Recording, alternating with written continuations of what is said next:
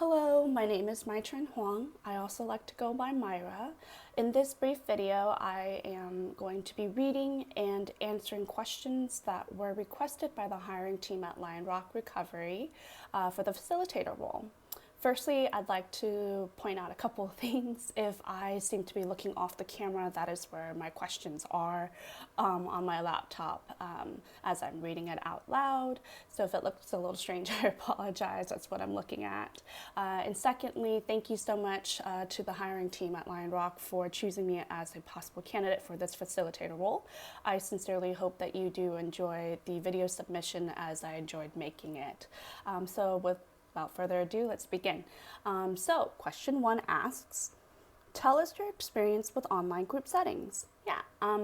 Actually it started just last year because of the pandemic. Most of the group settings that I did is actually over Zoom, so I'm pretty Zoom savvy. The first task that I was assigned with was a class that I needed to teach to either certify and or recertify returning CPR, first aid, and AED in guards. They were lifeguards at a shallow pool, and I am a certified instructor. But this particular Zoom class, it was roughly about 20 people that I had to combine with recertification and newly certified people. I believe the class took about 2 to 3 days, 4 to 6 hours each day. So it was a lot of content to go through. So that was a bit of a challenge, but we made it through. More so recently actually, I've been using Zoom as a wonderful tool to connect with my team out in the West Coast, which I will actually be returning to the West Coast in a couple of weeks here, which is very exciting. But as every Sunday, my team and I, we get together and we go over different, topics on agendas and training. So I typically facilitate these Zoom meetings as well. Okay, question 2. Let's see, what is your understanding of what a peer support group is? So my understanding of a peer support group is usually it's a regular gathering of individuals who share their struggles or challenges or even accomplishing certain things during these struggles. And these groups kind of come together as a support for one another because they can feel a sense of unity and they can feel that they have support because they go through the same things. These support groups are usually facilitated either by a facilitator and or a peer group specialist. Okay, question 3. What are some challenges you can imagine that you would have managing a group of 30 or more people at a time in an online group setting, and how would you handle them? Actually this happens quite often. So some challenges that I personally have experienced is just making sure there's positive team dynamic.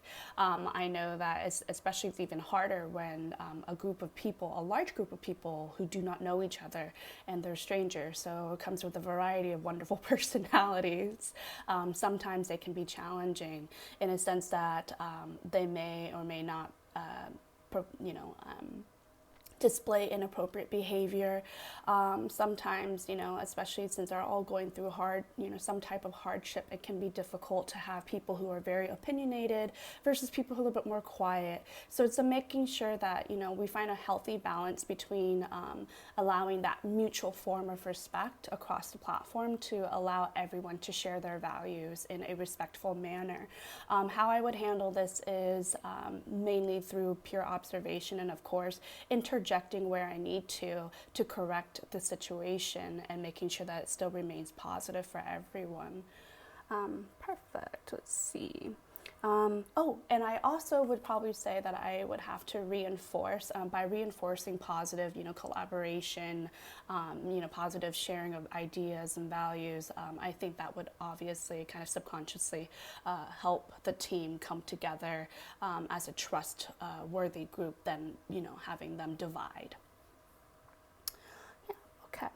Number 4, in any setting, when running a group and a participant has exceeded the normal 2 to 3 minutes allowed for a share, how would you handle the situation? Actually, this has also happened to me. It's pretty great.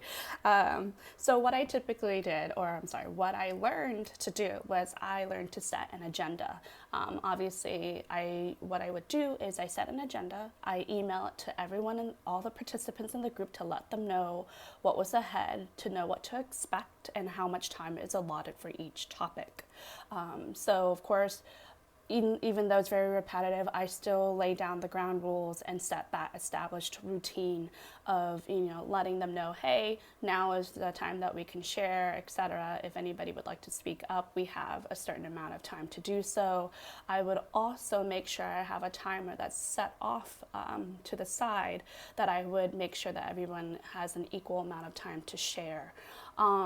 What I've also done is for people who do like to, have a tendency to overshare, I've come up with visual cues, very positive visual cues, such as a thumbs up, letting them know that they're doing a wonderful job, but at the same time, they do need to wrap up.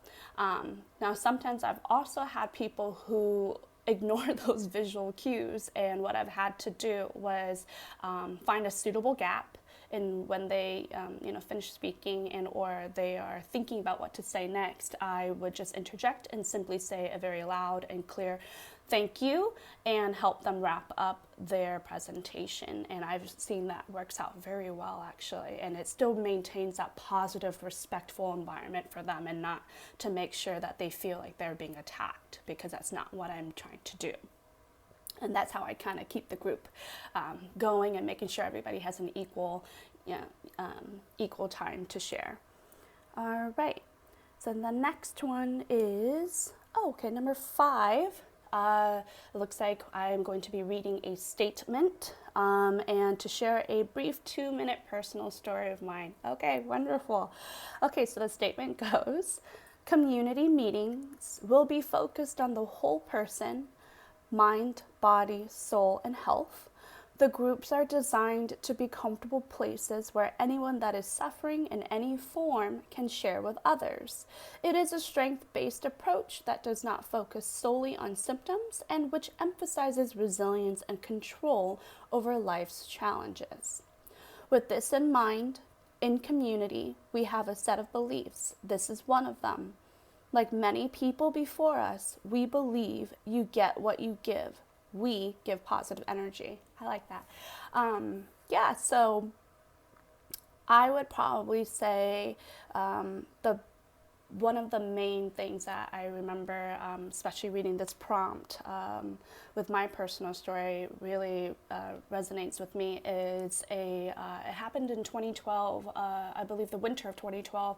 I was finishing up my very last year in college, and I was also struggling in a very, very toxic relationship of 7 years.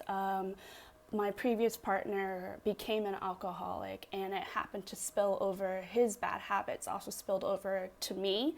And while I was struggling in school, and of course my personal life was in shambles, so I also ended up resorting to alcoholism as well for quite some time. So I was unable to get out of that. Obviously, it was very difficult. Every anxious moment I experienced, it was alcohol. Every moment that I was bored, alcohol. Anything, it was just alcohol day in, day out.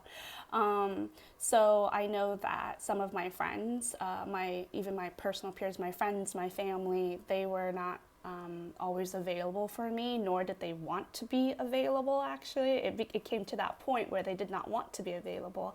I ended up dropping out of college for a minute. My attendance dropped severely. So did my GPA. I neglected a lot of assignments, and one day when I decided I should probably just go to class, I did. And my professors, actually several of them, pulled me aside and asked me what was happening in my personal life, because they saw a dramatic decrease and they were actually concerned. I was taken back, and this empathetic impact really changed my life and changed me for the better as well. Because while I realized that my close group of people that I had depended on, or that I could depend on, really did not care as much as a group of strangers did. And these group of strangers happened to be my professors, people who I thought wouldn't care whether I showed up or not because it was college. They didn't care. I was paying for it. So I was just very impacted by their compassion and their empathy. And for that, I really do respect them, and that really changed my life. I believe my time is up. That is actually my 2-minute personal story. Again, thank you to the team at Lionrock. I hope to hear from you soon. Take care. Bye-bye.